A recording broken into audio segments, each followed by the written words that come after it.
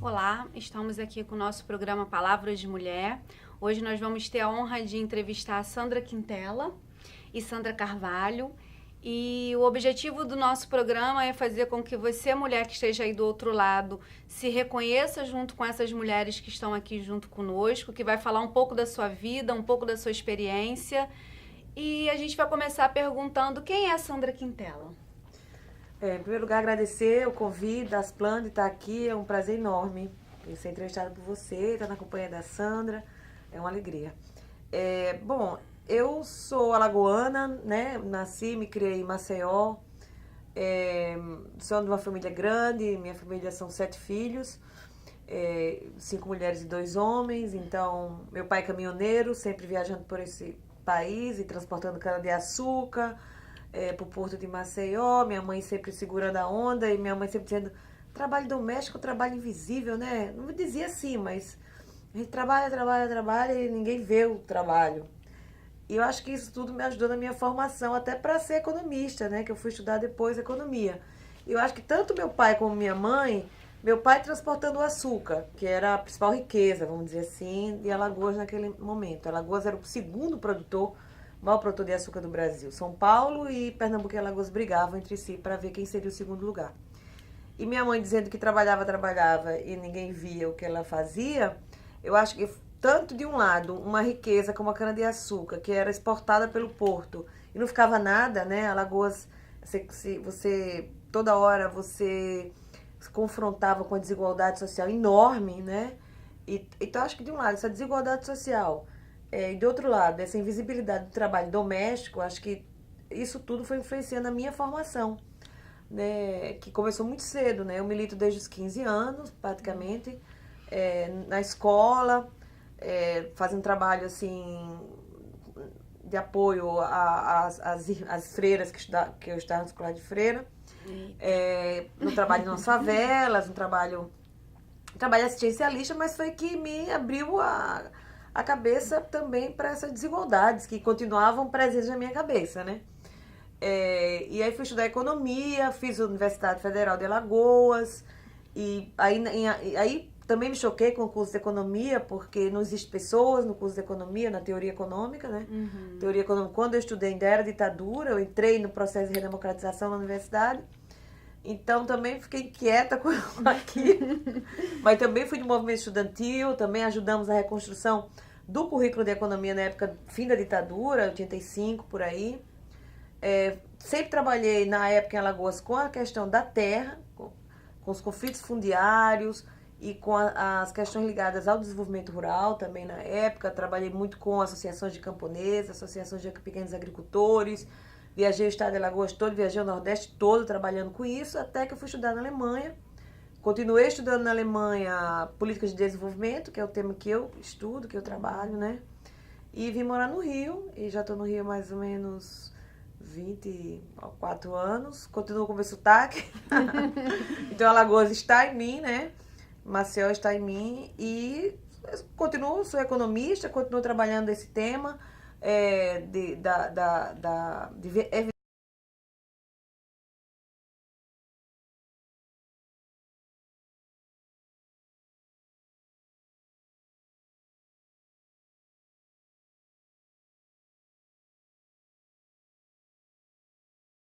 Então, eu me reconheço já desde de Alagoas, né? Quando eu estava em Maceió ainda, nós organizamos isso em 86, muitos anos atrás, né? 86, por aí. O primeiro encontro de trabalhadoras assentadas, rurais assentadas, por exemplo.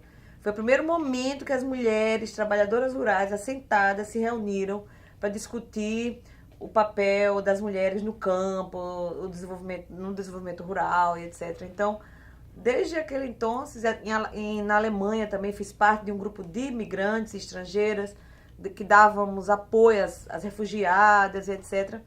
Então, a militância minha no feminismo já tem aí uns 30 anos também.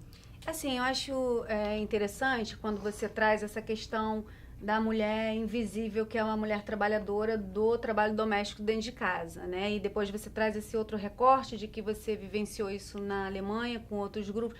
Mas qual foi o virada-chave para você Não, a partir desse momento eu me vi como uma mulher feminista. Foi aos 15 anos ou foi depois? A gente vê que a faculdade de economia ainda é uma faculdade muito masculina, né? Não sei se na sua época era também, mas quando foi o virar da chave? Economia foi a primeira turma que a maioria era mulher. Ô, beleza. Isso em 82, nós éramos 18 mulheres e 12 homens, eram 30.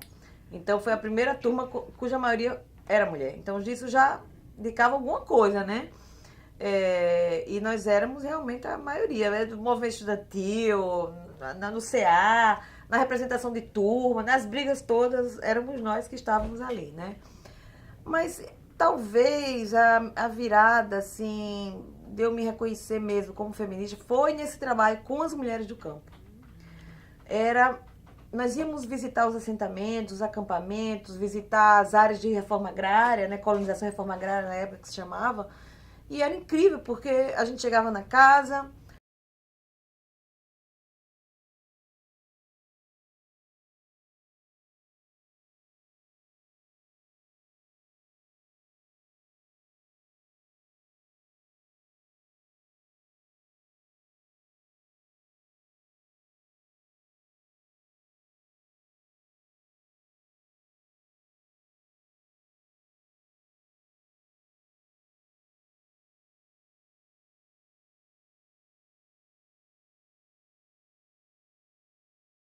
forte. Meu pai caminhoneiro viajava muito. Então quem tomava as rédeas da casa era minha mãe.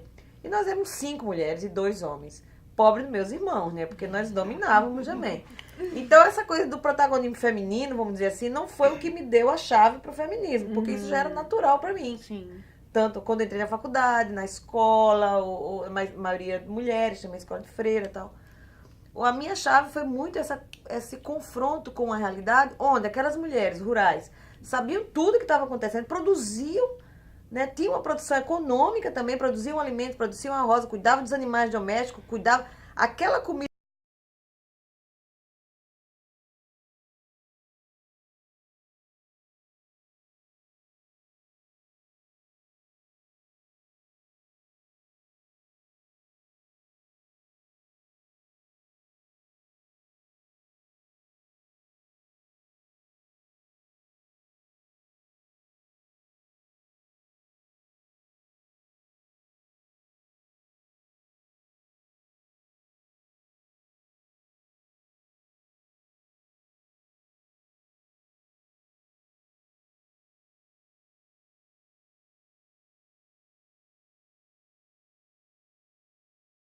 Mesa, parece que eu estava ouvindo minha mãe falando, a gente trabalha, ninguém vê.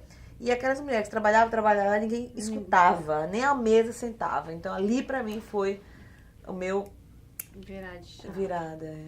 Interessante, né? E agora a gente vai falar um pouquinho com a Sandra Carvalho. Ela vai falar pra gente quem é a Sandra, né? Que mulher forte é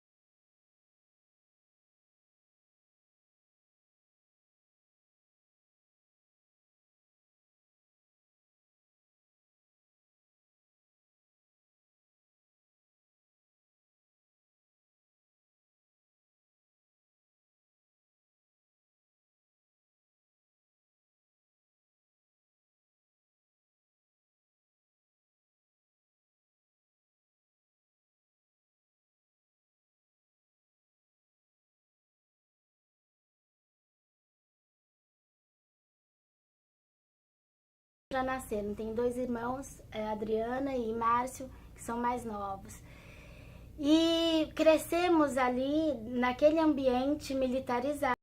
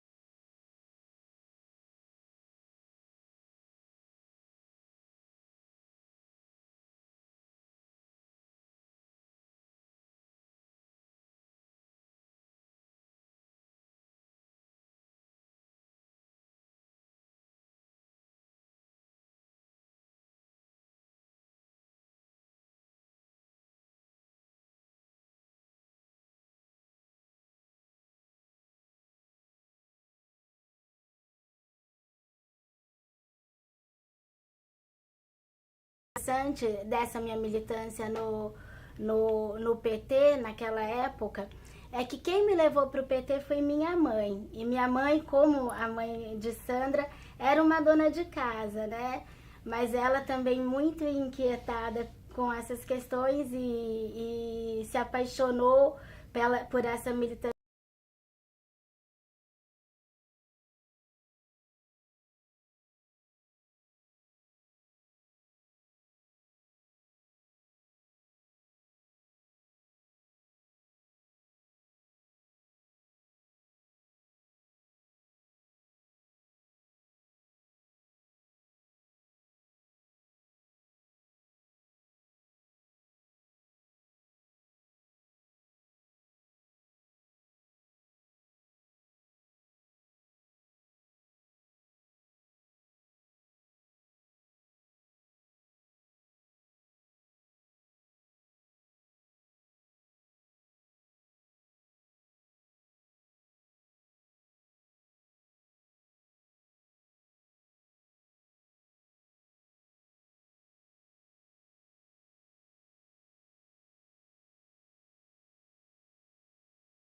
A gente teve uma afinidade e ele me convidou para ir trabalhar lá, como ter uma bolsa de iniciação científica no Núcleo de Estudos da Violência da USP. Eu imediatamente aceitei e foi até difícil terminar a faculdade, porque meu envolvimento ali era muito grande. E naquele momento, que era o primeiro ano, né, primeiro momento do governo da Luíza Erundina, eu vou falar isso porque é algo que marcou a minha vida também, que eu vinha lá muito preocupada com as questões das torturas. Aconteceu a abertura da vala comum do cemitério Dom Bosco, em Perus. A Erundina deu muita força para isso, foi aonde estavam...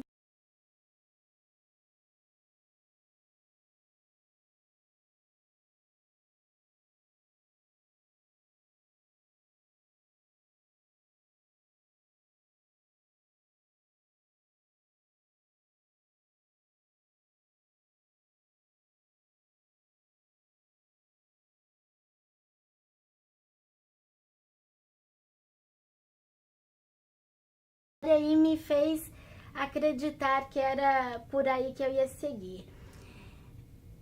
No Núcleo de Estudos, associado ao Núcleo de Estudos da Violência da USP, existe até hoje, a Comissão Teotônio Vilela de Direitos Humanos, que a gente chamava que ela era um braço militante da universidade.